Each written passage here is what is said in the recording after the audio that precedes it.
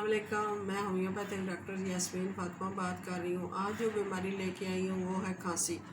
کھانسی جو ہے بہت کسی مرض کا رد عمل ہوتا ہے، جیسے کہ پھیپھڑوں میں سردی ہو جائے یا پھر پھیپھڑوں میں بلغم جمع ہو جائے، یا پھر اس کے علاوہ دل کی بیماری، ہائی بلڈ پریشر سے بھی کھانسی ہو سکتی ہے۔ ٹی بی کا اگر مرض ہو جائے تو بھی کھانسی ہو سکتی ہے۔ تشنجی کھانسی بھی ہوتی ہے اور دمے والی کھانسی بھی، اور شدید کھانسی کے دورے پڑتے ہیں جب انسان کو، تو کھانسی سے دورہ ہو جاتا ہے۔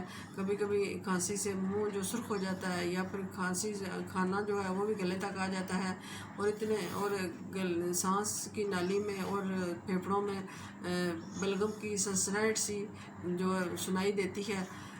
یہ جو مرض اگر ہو جائے کھانسی والا تو ضرور کسی اچھے معالج کو دکھانا چاہیے، کیونکہ اس کے پیچھے بہت بڑی بیماریاں ہو سکتی ہیں۔